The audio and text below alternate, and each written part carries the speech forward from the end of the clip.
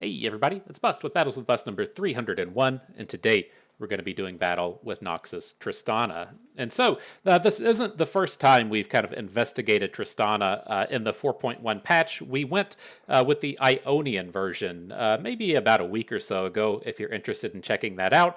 But I kind of wrote off the Noxus version of the deck as just being good because it's aggressive and early in a new format. And so, what you tend to see as the big balance patches come out or new cards are released is that the aggro decks really kind of feast for the first week or so of the meta, right? People haven't figured out what removal needs to be played to stop aggro. You haven't figured out the optimal version of any of the decks.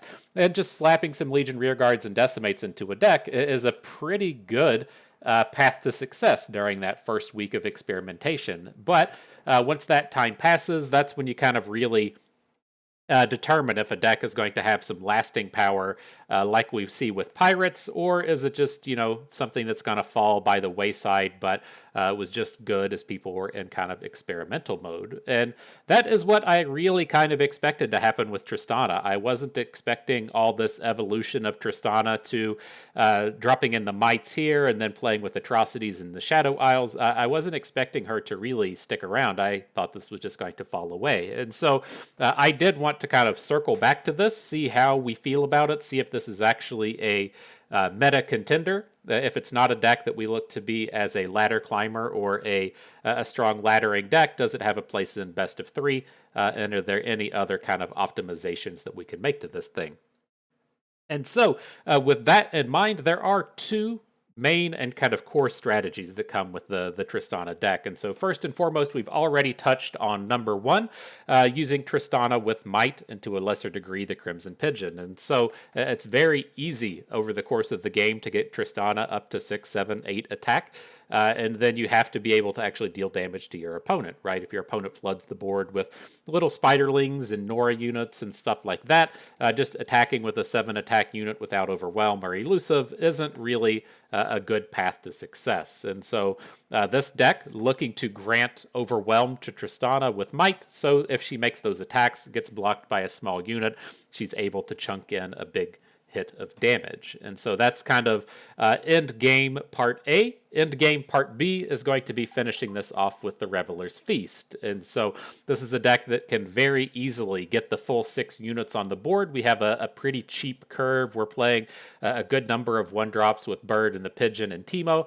Things like Bandle Commando and Grandfather Fae out here generating additional 1-drops. It's not very challenging to completely flood the board and then get a nice game closing attack with the likes of the Reveler's Feast, punching in for an extra 6 or 8 damage. Very oftentimes finishes off the game, and if it doesn't, it gets you close enough to closing it out with either a Nox and Fervor or a Decimate. And so those are the two kind of core end game strategies. The other things I like to kind of call out with this specific list that we're playing here today, we do have access to a small elusives package. We have the Teemos, we have the Bandle Commandos. We're playing the full sets of Commandos, 2 copies of Teemo. I do like having these big number of elusives as it gives us that little bit of extra advantage out of the Reveler's Feast. You'll find a lot of boards to where we've got some real shitters like Bandle City Mayor and Wandering Shepherd on the board. They're probably not going to be able to do any combat damage, but if we have 2 or 3 elusives on the board, that does equate to an extra 4 to 6 damage from the Reveler's Feast. And so I do like the minor elusives package there. It also ties in nicely with the Wandering Shepherds. The Wandering Shepherds either passing out scouts or +2 attack. Very easy and relevant to get an extra 4 damage through to your opponent, coming at them with the elusives. Otherwise, nothing too spectacular and crazy coming out of here. I don't feel to the need to go much bigger than the Tenor of Terrors. I don't like getting too exotic in the top end of the deck and really focus in on the early game. The thing that I don't really like chasing after is playing the full 3 copies of Might or playing other Overwhelm cards. I feel like that's just too often too all-any. And so we just have that minor Might package with the 2 copies, but it's not to say that we can't pick up an Overwhelm on occasion from the Wandering Shepherd. And so that's it. That's what we'll be doing battle with today. We're on the secondary account, so we're not paying any pay-to-win prices. And we're going to go ahead and jump on in. see what we can do. See what we can do. It's tough. Like I really look at a deck like this and just say, boy, I want to play Legion Rearguard. The best card ever made. That's what we really want to get out here and into the board and on the deck. But it's not here. It's not what we're doing today. Feels a little sad, you know, a little sad.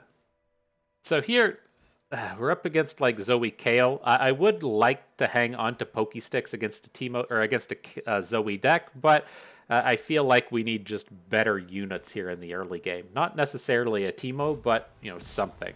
And then I am okay to just play it a little slow with the Grandfather Fae in case we don't actually hit one of those ones. Right. Zoe comes on the board. I'm curious. I suspect, like Zoe, Kale, and Freylord, that this is going to be a Spirits Unleashed deck.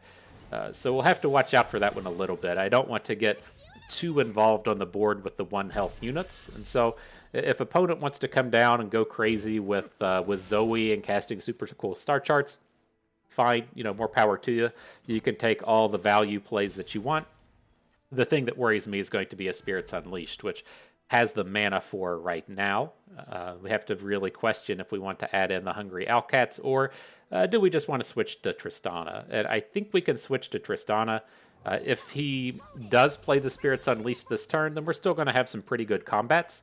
And if not, then we're reasonably well set up. We did pick up the second Tristana. We can Buster Shot down Zoe, and then still keep up a pretty good curve. And so we can say Buster Shot, Owlcat, Pigeon next turn, and then 2 turns from now we'll have the created unit on the board from the Owlcat to get the extra unit out of the Tenor of Terror.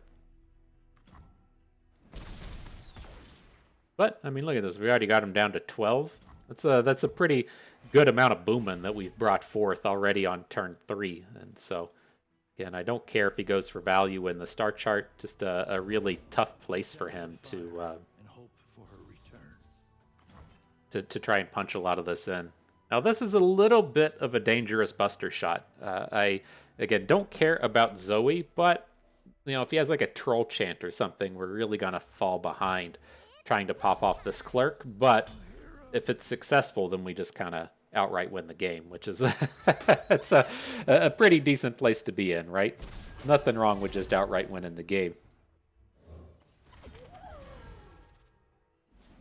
But all right, let's get our full board and blast. If we pick up a Reveler's Feast, we'll stop and consider whether or not we want to drop a tenor. But I feel like outside of Reveler's Feast, we're just going to drop the tenor and then attack. It's like, what's he going to do? Play Kale? I don't give a shit if he plays Kale. And so we'll see. We'll see.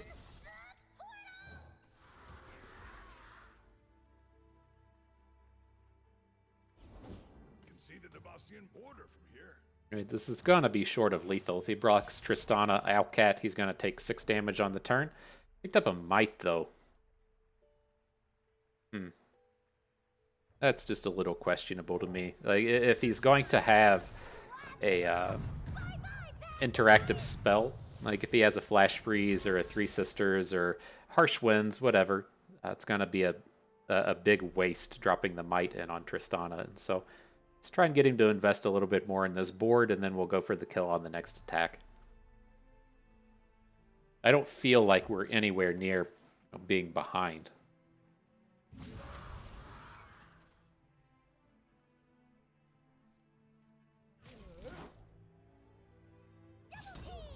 Here they come. We're going to put the damage on the Grandfather Fae. I think he's our worst unit at this point. Like, he needs to be blocking in on, like, Tristana and the Owlcat, but if he has a... here's the Harsh Winds. I'm going to say if he has something defensive and then starts blocking our other units, I don't want him to be, like, immediately taking down a Tenor of Terror. Yeah, you see, you gotta block our stronger bros, my friend. Can't be coming out here just trying to make these giant value plays. Please.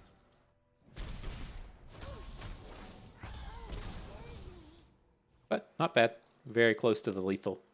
We have the double impacts coming from the Tenor of Terror next turn, and so even without the Might, we could potentially just impact him to death. But picked up Decimate, probably going to be enough to finish the day. No real reason to block. Here comes Tenor of Terror. I think we're good to go. Positively uppity downity, my brother.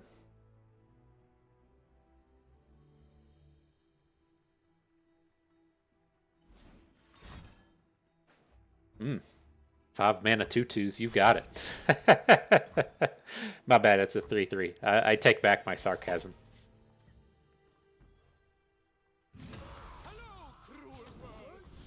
Alright, I feel like that's got to be enough to get the job done. We got 4 impacts in here. We got the Might, we got the Decimate in hand. Looking pretty good. GG. Sorry the deck tracker wasn't up there. Let me get this restarted, see if we can't get it on the screen. Alright, next battle. So I'll tell you why I'm feeling pretty good about bringing this deck out today. In my deck exploration, I was out there, I was looking around, I saw Nami Twisted Fate with with the Curious Shellfolk in it, and I was like, you know what? Let's give it a shot. Let's play this a little bit. Maybe we'll have a little bit of fun with this today, and we can bring that to the battles with Bust. And I played one game. I was just disgusted with myself. I was like, this is horrible. Nothing about this is fun. Nothing about this is ideal for me or for the opponent. I can't do it. I can't have this happen. And so I immediately just deleted the deck. And now we're out here trying to wash the stink off of our hands. You know, we got to get some of this Noxus aggro out here. Really say, hey man, I'm sorry. I'm sorry what I did. I know I did a bad thing, but forgive me, please. I ask for forgiveness, and you know, maybe it's just not as bad anymore. Maybe it's not as bad. Interesting. Look at this. We play the Bandle City Mayor, and then it pulls up 3 improvise units. That's kind of cool. I've never come across that one. I think we'll go with the Combat Cook here. I'm just looking to kind of pick up some stats on this board. I want to continue attacking, even though he has the Puffcap Peddler, and the Combat Cook's going to be able to get in there nicely. Leaning towards the Pot of Pain. Like this is a deck that is going to be throwing a lot of like 1 damage bursts at us, and we're maybe wanting to even just Crimson Pigeon this Combat Cook here, but I kind of feel like he's just not going to have the time to hit the Cook with multiple removals.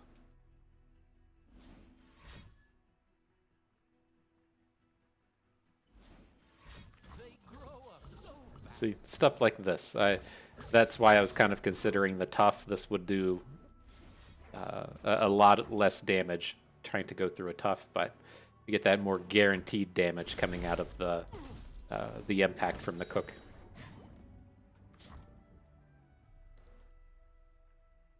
All right, though. Continue on. We're looking to be in this space on this next turn now to where we're just going to be open attacking and playing a Reveler's Feast. He's pretty close to dead as it is. And so if he comes down and just say like plays a Caitlyn and we can attack around her with multiple units, then we're in a pretty good space to just end the game. But if we take the 3 from Caitlyn, she can't even attack.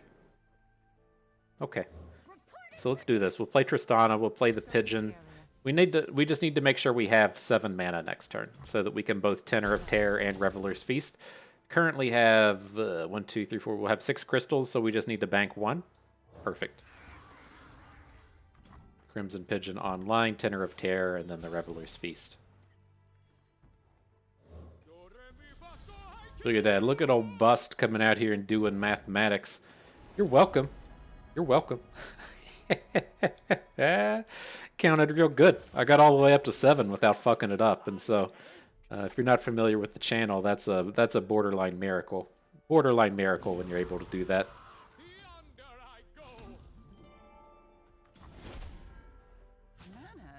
All right, let's see how it goes. Are we gonna Feast or are we gonna Might? He's got a bunch of mana behind, so let's see if maybe he starts dropping removal spells. Right, so if he's gonna be like, oh boy, here's a bunch of Mystic Shots onto your dude, we can at least Reveler's Feast that dude away. Maybe get a bunch of damage in. We'll see. Got a real good Might here in the middle, though. Combat Cook through the Conchologist. All right. Got a real good concession as well. GG, my friend.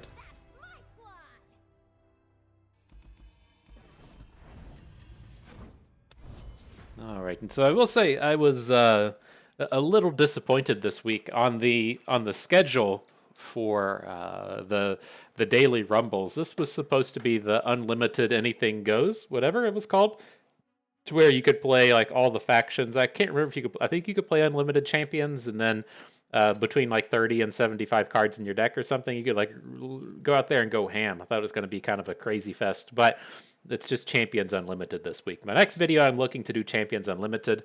You might be getting a double dose of Bust today. I haven't figured out if I'm going to just do the 2 videos in one day or if I'll end up spreading them out, but the next one should be Champions Unlimited.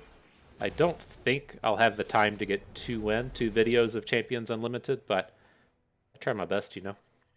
Try my best. It's just so tough for me when they're at 6 p.m. in my time, and I go to bed at 9 p.m. And so if you get off work at 5 and then eat dinner and clean up and chill out for a minute, then it's getting really close to the end of time for the thing. Now, I think what I feel like has happened in terms of the daily rumbles, I'm curious if it was a mistake to call them a daily rumble. Now, to me, and what I kind of get a lot of the sentiment from the crowd as being is that you have to do everything in one day.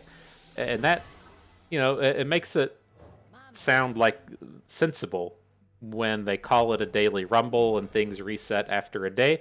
It's pretty easy to forget that you can just come in the next day and continue on that previous run. And I feel like that aspect of it hasn't really been drilled home as much as it should have been. And I feel like as you look at something like Magic Online and they call it a league, it feels just a little bit different in the senses of, shit, we should have played Bird first. No, we can't block a Tentacle. It makes it feel a little bit different in the sense of, oh, you can complete this whenever you want, right? You don't have to do the whole thing in one go. And I feel like I don't think saying they dropped the ball is the right word, but I feel like it wasn't delivered well enough in that sense. But here, need to get some dudes on board. I don't want to drop Tristana and just have her get tentacle smashed, and so I think I'm good to just drop in these Owlcats. It's not very effective with our mana, but we do get to potentially drop a 3rd Owlcat at the end of the day, which I think is going to be fine. We just got to start slamming in here anyways.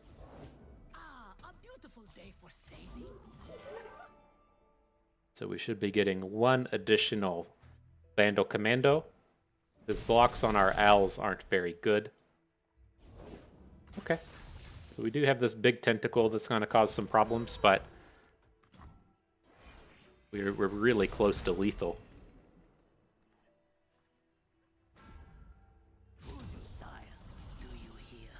He's bringing it.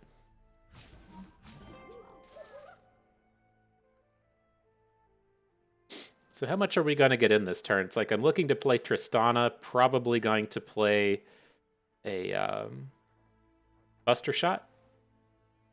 But then we lose out on the fullness of our board. I just feel like we're going to play Tristana and she's going to get Tentacle Slammed, but maybe we can't worry about that. Because we have to be winning the game on the next turn with Decimate.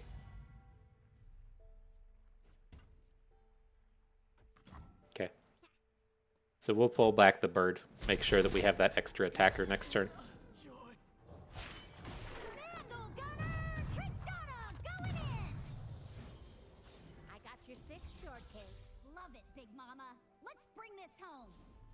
Oh, this would have been the reason to put the block on the tentacle, right? As he comes in to tentacle smash Tristana, we would have had the extra health to fight through it. Interesting.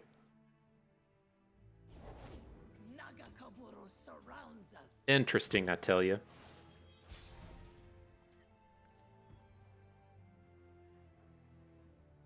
Well, we gotta get more stuff on board. we can at least pretty much kill everything he has here.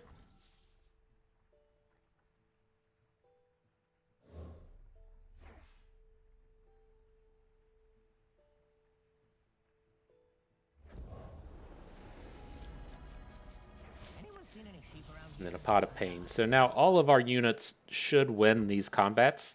You can see how far this will carry us. But as it stands, we have a 3, a 3, and a 1. Ideally, that's going to be enough to win with Nox and Fervor.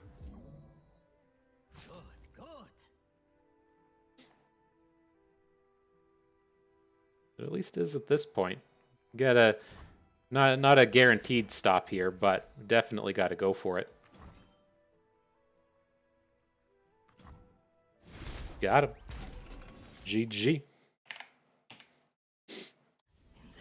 But right, I think that makes a little bit of sense to me. Like, I always get the sentiment when people are talking about, especially the best of 3 daily rumbles, in the sense that it takes so long, right? It takes 3 hours of my day to get through a daily rumble. Well, you don't have to do it all in one day, and I don't know if there's really an answer to that. Like, FOMO is such a big thing these days, as to where it's very easy to feel like you're really missing out on a thing that you have to do. Like, especially with so much of the rewards tied into the open events. Like, getting a 6 win in a daily rumble gives you 10 trophies, as to where the 8 wins in the Runeterra Open gave you 100 trophies. And if you are really that kind of completionist that feels like they have to do everything, then I can see the kind of desire to have to play in every single one. And it feels like, kind of a bummer for that to have to be your sentiment, but it is still just the beta space. There's no telling how they're going to come in and change everything.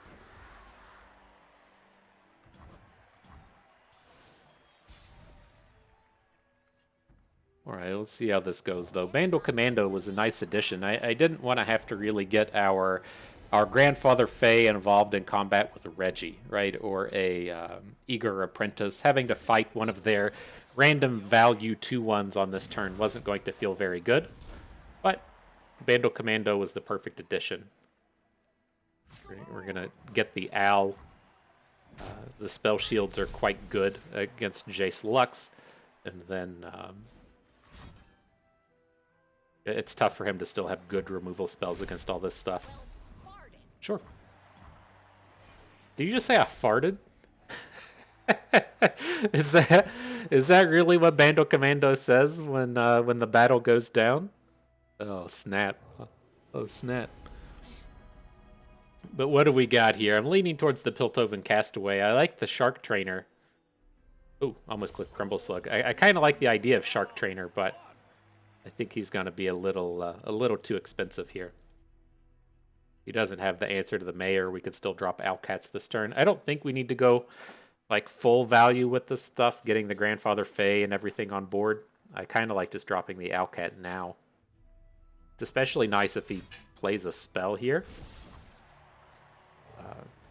And doesn't have like Shock Blast mana next turn.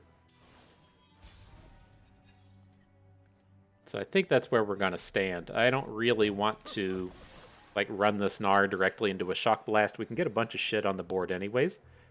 And kind of mitigate the amount of problem a Shock Blast will have here, or an Assembly Line. It's essentially the same card. Assembly Line would be a little bit better for him here, but I assume one or the other is about to come down.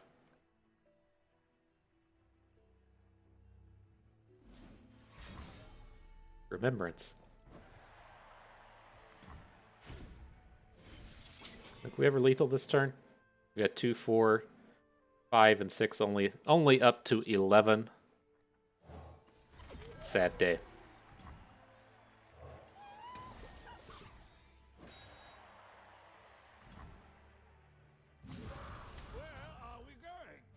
All right, now put the damage onto Bandle City Mayor. Well, probably should have put it on Grumble Slug. I kind of feel like he's either going to take the value block onto Crimson Pigeon to prevent the most damage, so it doesn't as much matter where the pigeon damage goes, or he's going to take a value block. If he takes a value block, he's going to want to block the mayor. So that's where I initially put the damage. I think it's okay, but it's tough to say. Now I feel like okay with Gnar. Looks like we should just get the open attack. He's out of stuff to do, but I was worried we wouldn't have a follow-up unit. We could have gotten Bird on the board.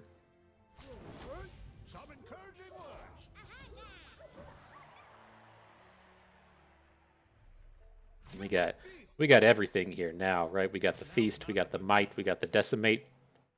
Jace Lux doesn't have any way to counterspell these or gain health, so game should be over here.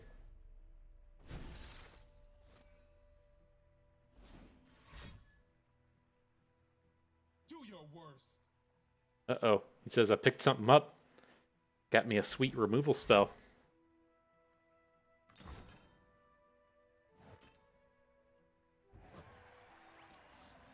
Uh-oh. Is that lethal? Almost.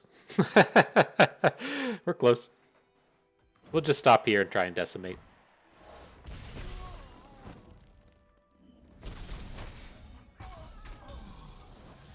Get them pokey sticks as well. All right. GG.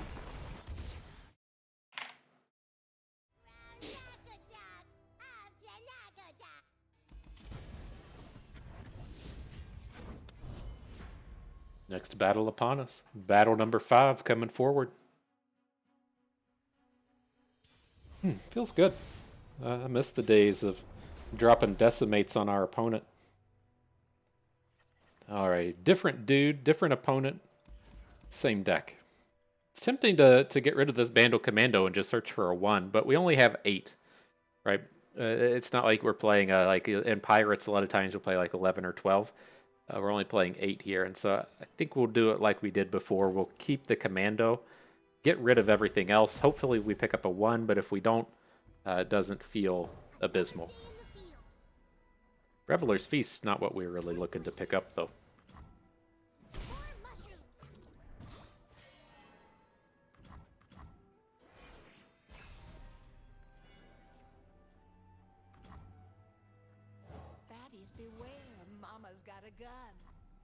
Alright, so I think we're stuck opening now.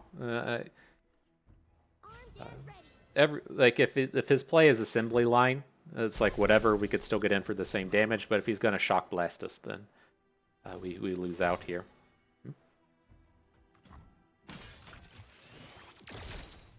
And again, fairly awkward picking up the Nox and Fervor. We do still have like tons of value rolling through here, so it's not the end of the world, but not entirely ideal.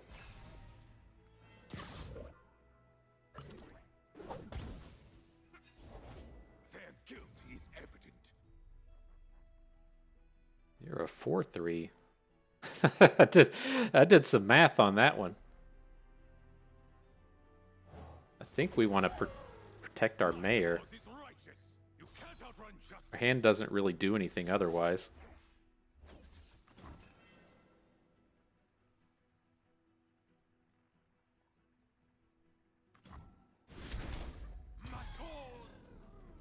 Keep the cheating going, you know.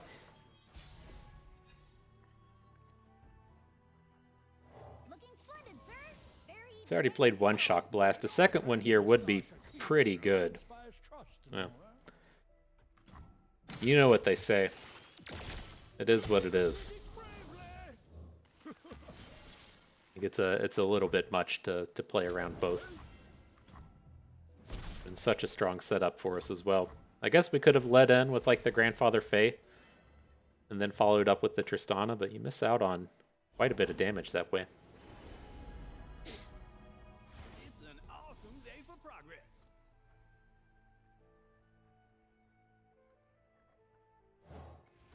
We're going to get all these units on the board. We're going to get the Pigeon and the Tenor. Let's at least see if he spends a little bit of mana first before we start dropping all these units in.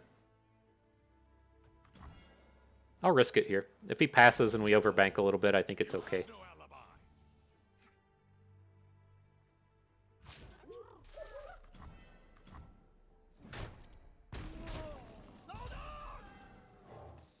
but not ideal. That the second shock blast was a bit much.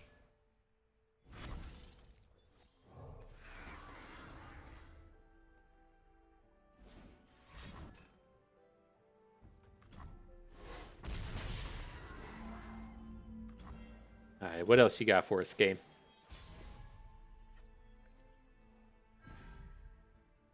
Well, Tristana's something. I guess. I'm Tristana, and I take point. Reporting for duty.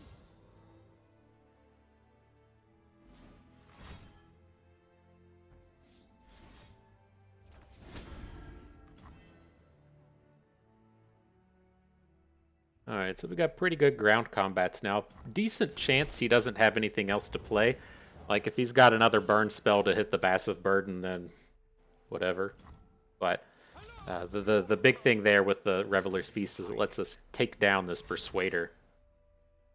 He's got everything. Whew.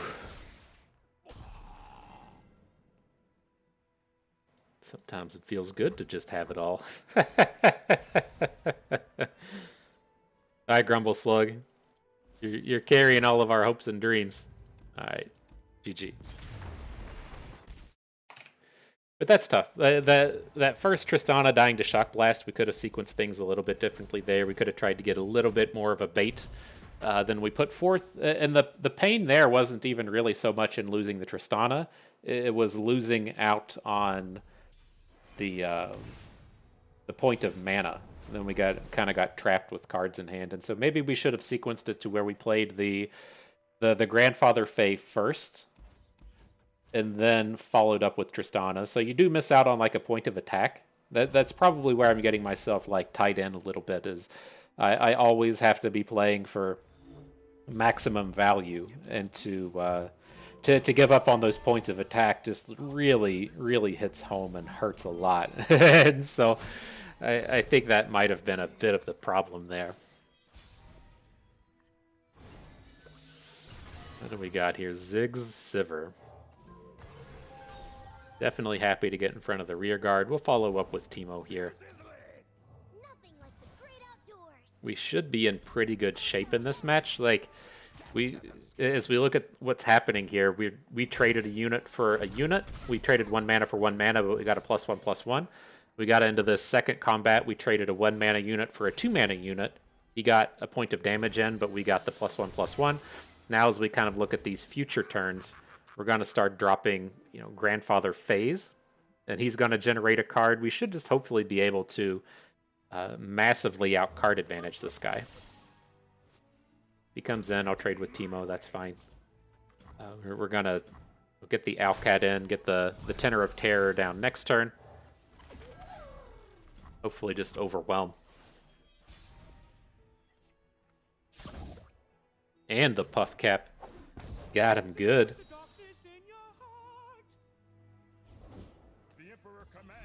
Dune Keeper. Guess he got us good, right?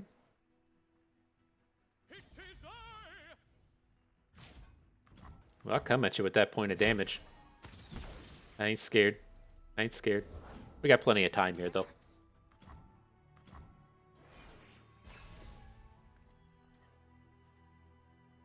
And a Might. Honor is the rest on a dull blade. Almost got it. Okay. I think we're in pretty reasonable shape with all of this. Danger pays. Do we even want to bother with the rear guard? Like, does he kill us next turn is what the real question is going to be. I think we just take this, right? So we fall to 10. We attack. We're going to open attack next turn. He can't block with the rear guard. He puts Sivir probably in front of the Tenor of Terror because he just doesn't want her to die. Dunekeeper is going to go in front of a 3/1. This 2/1 will come in front of probably, say, like the Alcat. We're looking to hit for 4, 5. We hit for 5. We can Might through a little bit. I think we can just take this. And then we're going to look to get the Decimate kill on his turn.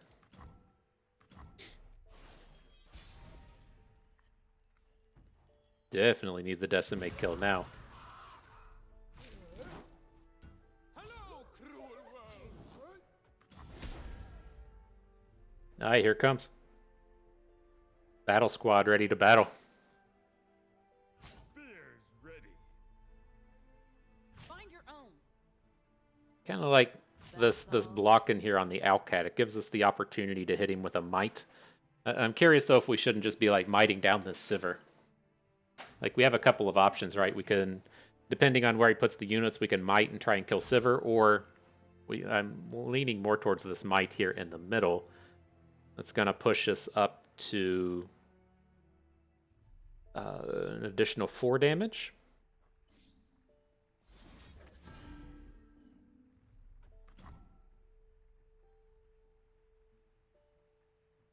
Look at the mathematics rolling through. Y'all didn't think I could do it, did you? You didn't think I could drop a mathematic?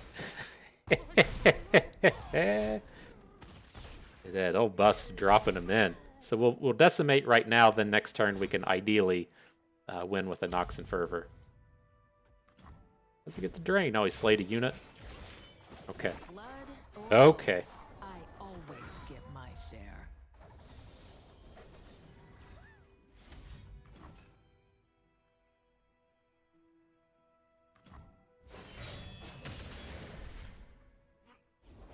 Explosives primed. Alright, are we going to get it? Are we going to do it? He's only got 1 relevant card in hand. It's tough. It's tough for that relevant card to take down a pigeon. Here comes his big open. And I'll say, I ain't scared. I ain't scared. Has to be like a Rite of Negations, what he would need to stop us. Squeeze them cheeks, boys. Did it. Woo, woo.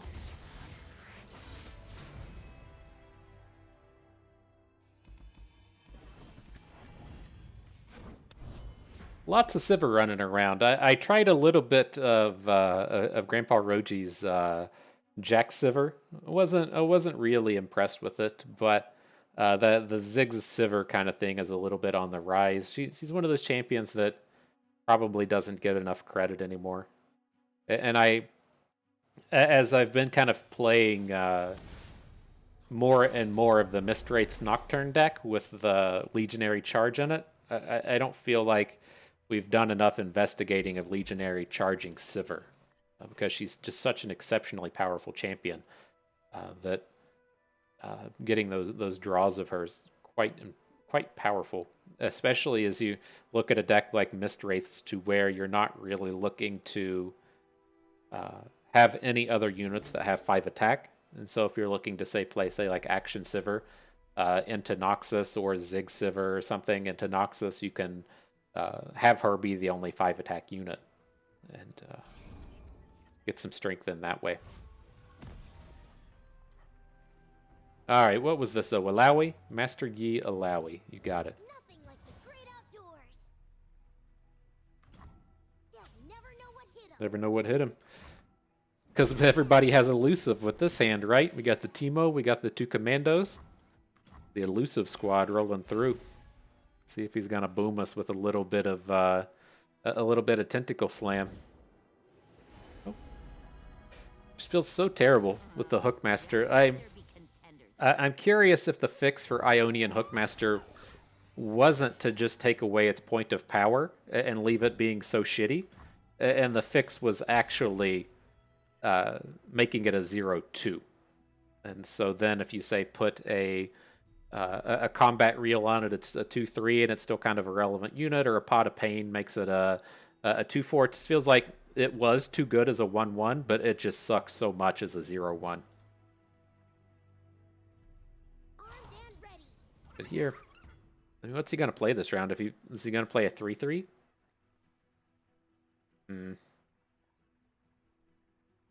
I guess we can still technically spend all of our mana if we get the Bandle Commando down. We can play the follow-up token. Alright.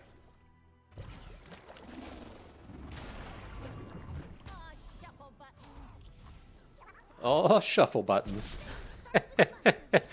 You realize somebody out there, they have a job, and their job is just to sit around and come up with all these voice lines. Some dude just sat there and came up with all shuffle buttons.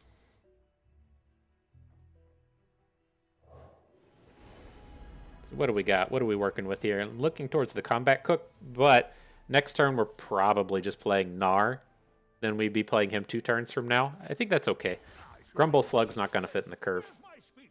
Oh wow, his mustachiness himself! Come on, where's the Getting a little bit of mana back, but losing out his unit, that's fine. I don't think we need to get in front of Alawi here. The argument for getting in front of Alawi would have been to put Gnar in front of her, so that we get to next turn like attack with Gnar. Don't have to Reveler's Feast to make him bigger than Alawi, but the potential is there. Maybe we just move away from Gnar at this point.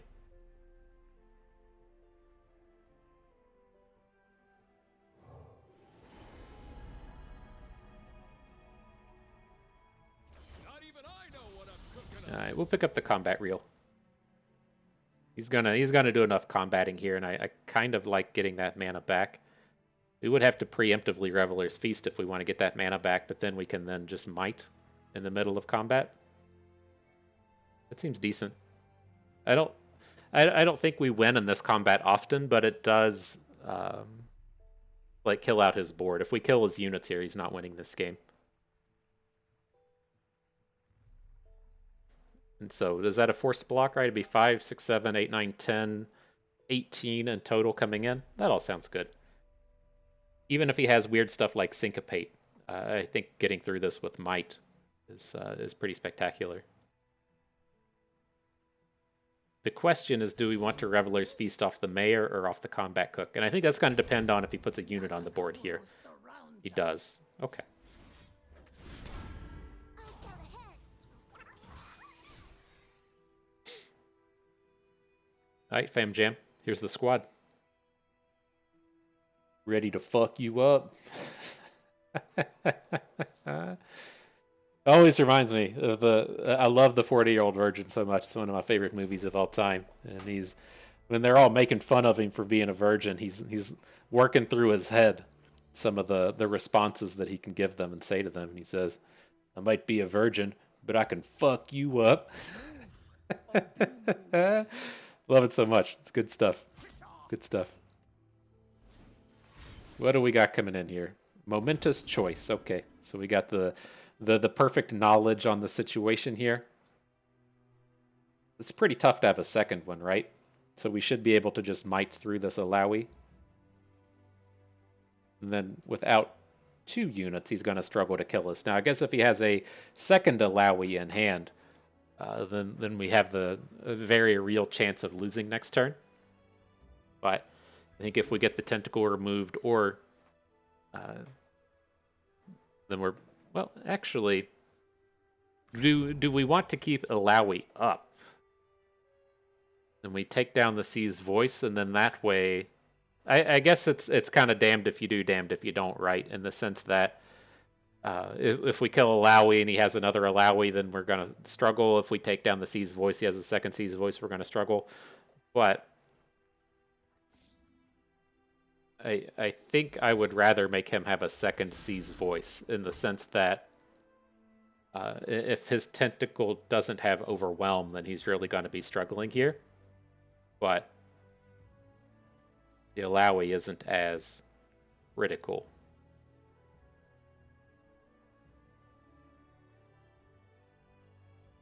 The downside to that kind of like thought is Alawi's a little bit more expensive. I don't know. That's tough. Ooh, quite a collection. That's tough. Him having access to something like if he has Alawi in hand and we leave her back and he just has a tentacle smash, that's kind of problematic as well. Maybe we'll just draw. We'll just come out and draw a decimate and not worry about it, right? That is the true path to victory.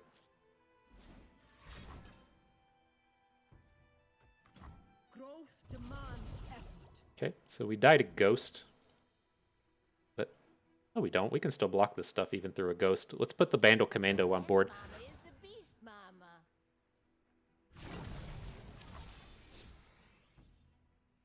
Soup's on your head.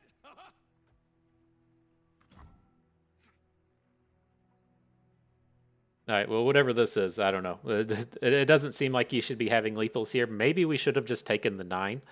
We could have skipped directly out of that combat, but I don't know. I see the thing coming forward, and I'm just like, oh no, that's scary. That's never good. But maybe we would have actually been okay here.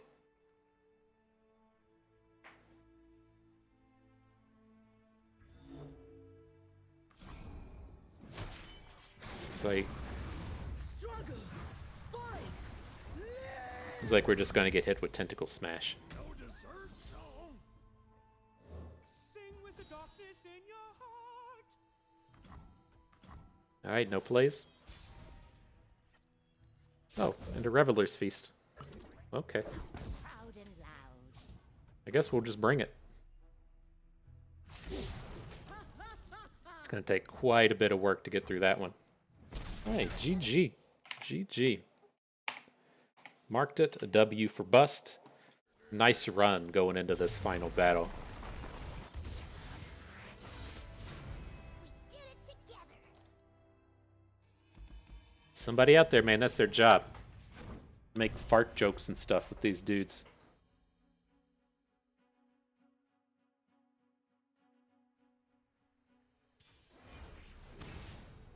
What do we got? Teemo Tristana again. Feels like we played like 4 separate decks. But like 2 and 2 and 2. Like I know we played Alawi twice. This is our second time against this thing. It feels like that feels odd to me. But let's hang on to Teemo. We'll hang on to the Mayor. I want to come in and try and find a 2-drop if we can. Found a bunch of Tristanas instead. That doesn't really fill out our curve. Not quite what we were looking for here. And of course the Decimate. Not strong either. You got darted, Teemo. Yeah, this is not a turn 2 I really just want to pass. We need to be getting out in front of this deck. Should still be pretty heavily favored against it, but that bank just feels terrible.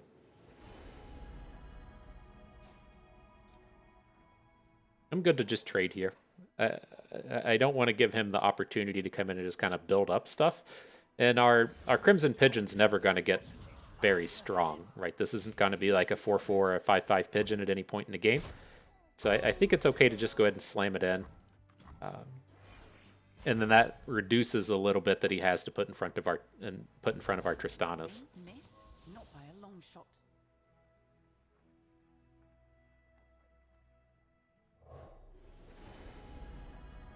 What you got? I want just the cheap ones, right? I mean, I could see picking up an Aloof. Aloof is pretty scary when you're up against when you're up against the puff caps, since they can just come at you and drop all the puff caps in, and then your card draw doesn't feel nearly as good. Very mayoral. You know his hat and moustache are key, inspires trust and all that. Let's see what we can do here. He's only got 4 mana. I assumed he'd either kill a Teemo or kill a Tristana. Surprised to see the unit come in. Can't take...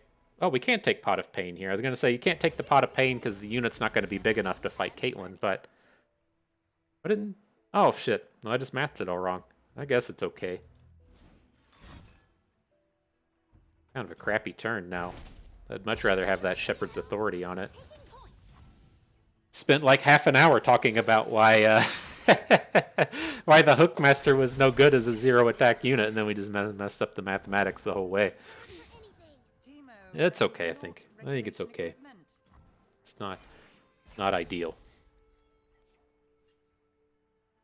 One step ahead. He is getting a pretty healthy amount of damage on us.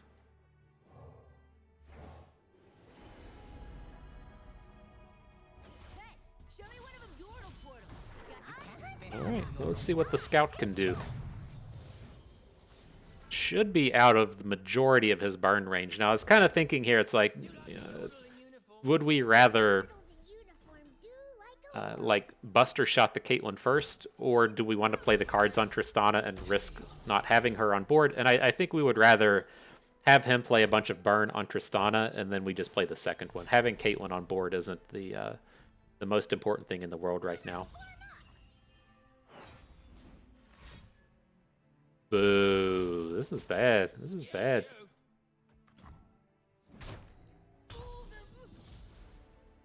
Do not have a very strong hand anymore. He's at 19. we gotta find some width generators. Losing out on those Tristanas was painful.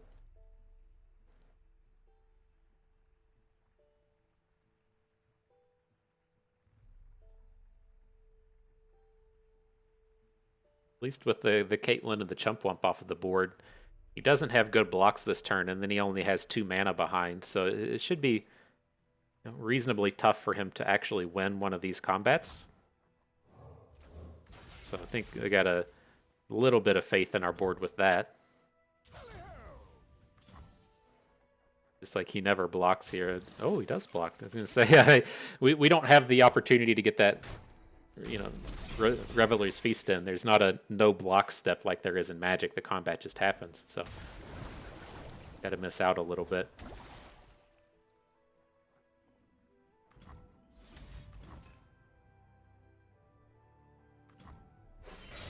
All right. You can prank all of our Reveler's Feasts from now on. I think that's okay. Just drop out the Decimate, see what we can do. Oh, perfect. Vandal City Mayor. Well, got to get that width, right? That's what we're looking for. So you can play anything that costs up to 5 or up to 4. The Mecha Caster is just a little bit too expensive. Man. I guess we're not going to be open attacking next turn, but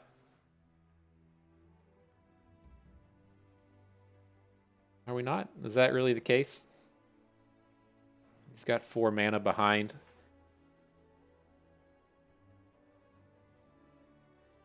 I just ultimately, like, would he have played a Mystic Shot up to this point? I worry about picking up something like Arena Kingpin and just getting hit with Mystic Shot.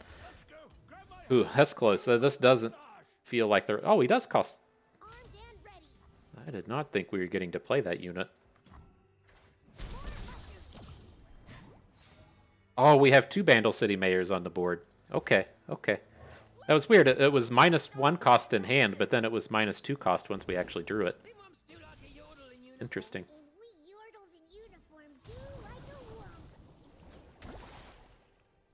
Interesting.